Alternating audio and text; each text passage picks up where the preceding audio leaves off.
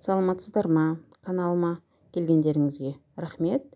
Міне бүгін осындай белдіктің үстіне сразу узор тігіп үйренеміз. Тастармен көмкеріп әдемілеп. Міне осындай оюды қалай тігілген жолын көрсеткім келіп тұр. Ол үшін мен каналыма тіркеліп, лайк басып қойыңыз. Белдік, дайын белдік. Арасын жауып тігу ешқандай керек емес. Барынша артынан жіптерін көрсетпей тігуге тырысамын, өйткені дайын белдік болғандықтан.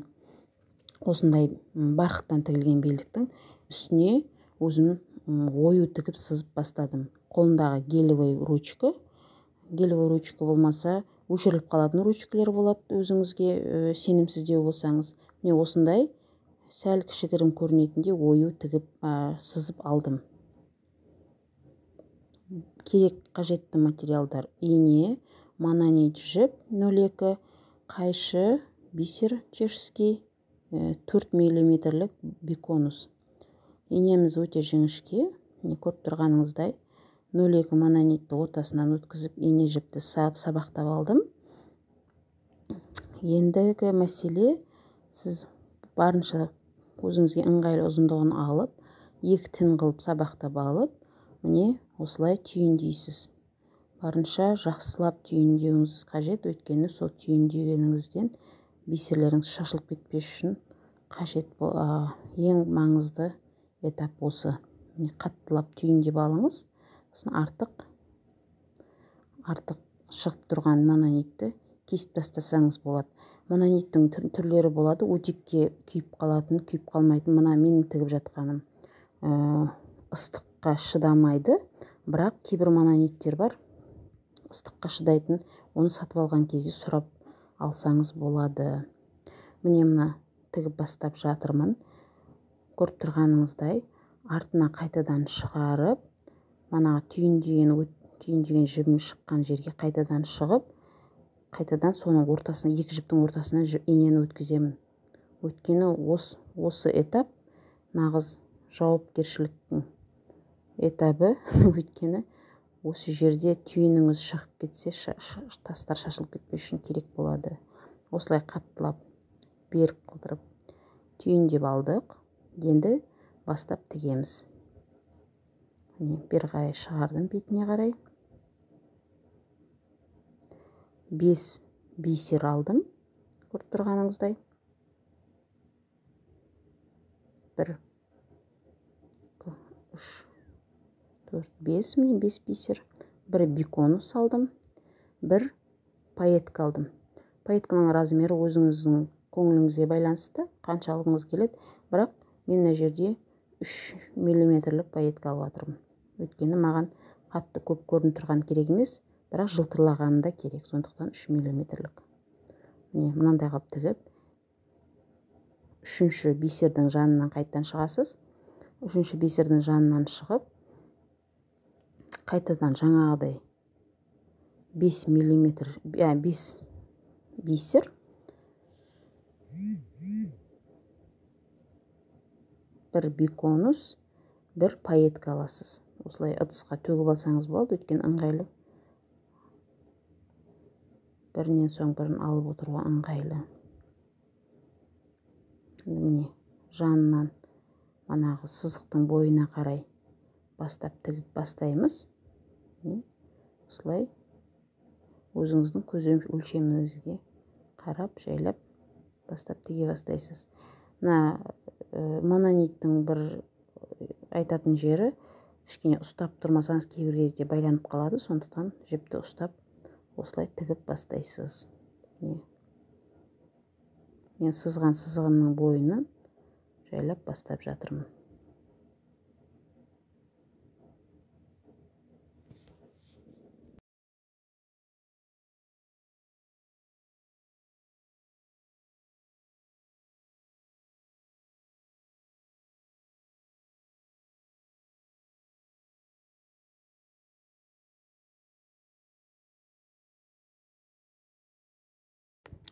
Осылай сызықтың бойынан тігіп жүре бересіз, золотистый биконуспен.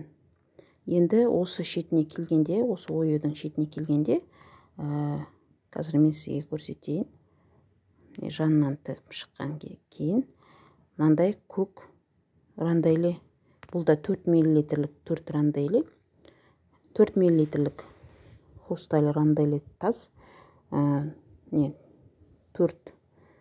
бисер алып, бір көк тас алып, және тағы да сол пайетка золотистый цвет, соны алып, кішкене түсін өзгертем. Оны қазір болған кезде результатын байқайсыз, қалай болып тұратын оюдың өзгерісі. Енді міне осылай бастап тіксеңіз болады. Дәл жаңағы көрсеткенімдей қиғаштау, қисық қылдырып, әдемілеп, көз өлшеміңізбен барынша түзеу етіп тіге бастайсыз.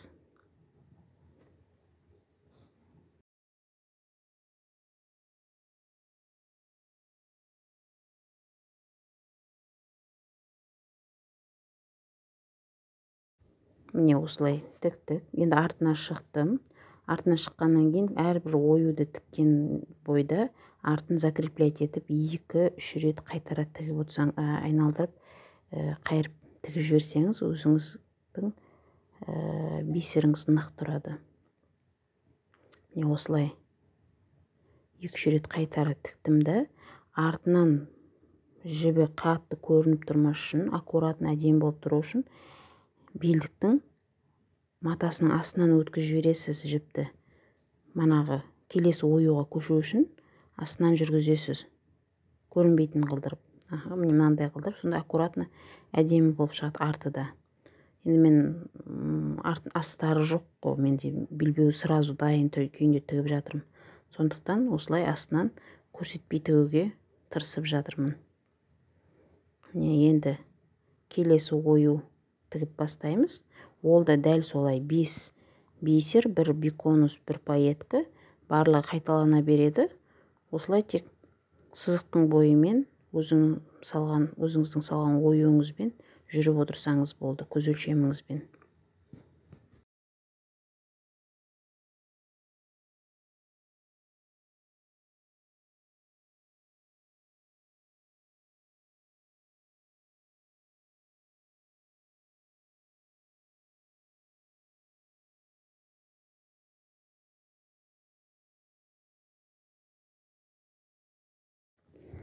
Мына жерде енді менің жібім бітіп қалды. Қайтеміз, жіп біткен кезде осылай қайырып, артын 2-3 рет қайырып тігесіз да, жібі көрініп қалмас үшін, сіздің қиғаныңыздың, жібіңіздің көрінбес үшін, астынан 2-3 рет қайтарап осылай байлап астын аккуратно, және белдіктің тігілген жеріне әрі қарай қайтадан кетеміз. Міне осылай тігіліп кетеді. Сол кезде жіп көрінбей қалады сіздің қиғаныңыз, сосын сіз сөгіліп кетеді деп уайымдамайсыз. 2-3 рет байлап, осылай қайтара тігіп, астынан тігілген оюдың астынан өткізіп жібересіз. Оюдың әр жағына шығып кетпесін, 2 матаның ортасына жіп кету керек сонда. Міне осылай 2 поястың матасы 2 қабат қой, соның 2-нің ортасына кіргізіп жібересіз де, жіпті көрсетпей қиып жібересіз. Сол кезде сіздің түйіндегеніңіз артында көрінбей қалады. Міне. Енді манағы түйіндеген дұрыс болмайды, қайтадан көрсетіп жіберіп жатырмын сізге. Міне, бірінші бастаған кезде көріп тұрғаныңыздай түйін шошайып тұр. Сондықтан сондай шошайып тұрмас үшін, міне, алдына қарай шығардым да, түйіндеген кезде дәл солай техникамен 2 ортасынан өткізіп, байлаған жерімді алдына қарай шығарып жібердім. Бұны қазір сізге көрсетем қалай істейтін. Алдыға қарай шығарып, кішкене батырыңқырап, үстінен бисермен өтіп кететіндей қылдырып тігіп жатырмын. Сол кезде артында түйіндегені көрінбейді, алдындағы түйіндегені де көрінбейді, өйткені бисермен таспен басып жібересіз. Міне, қазір көрсетем. Вот міне, кішкене кетті, тіктім да, енді қараңыз. Оюымды дәл сызығымнан келе жатырмын. Үстінен шығардым. Әдейі үстінен бисермен таспен басып кететіндей қылдырып, сол жерге түйіндедім. Міне, арты көрінбейді сонда. Міне, көріп тұрғаныңыздай жіпті басып кетті. Міне, көрінбейді енді. сонда дайын бұйымның арты тігісі шошайып жіптері көрініп әдемі емес болып тұрмайды. Міне осындай бір тегіс әдемі болып тұрады.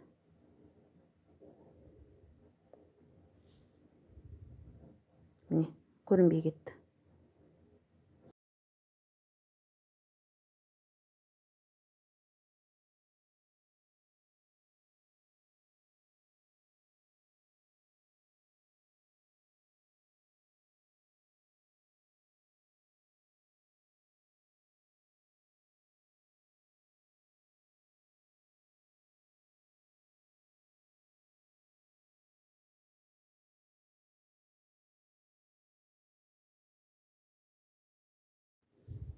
Тағы да дәл жаңағыдай қайталанатын техника: 5 бисер, 1 биконус, 1 пайетка. Осылай өзіңіздің сызған сызығыңызбен бойымен жүре бересіз. Немен өзімнің сызған немен келдім. Соңғы жағын осылай әдемілеп тігіп жіберіп жатырмын. Ең соңғы жағына биконуспен 5 бисер, 1 пайетка, 5 бисермен аяқтадым. Енді осы қарама-қарсы белдіктің ойын дәл солай симметрично келесі жағына түсіресіз. Сол кезде міне осындай ою шығады.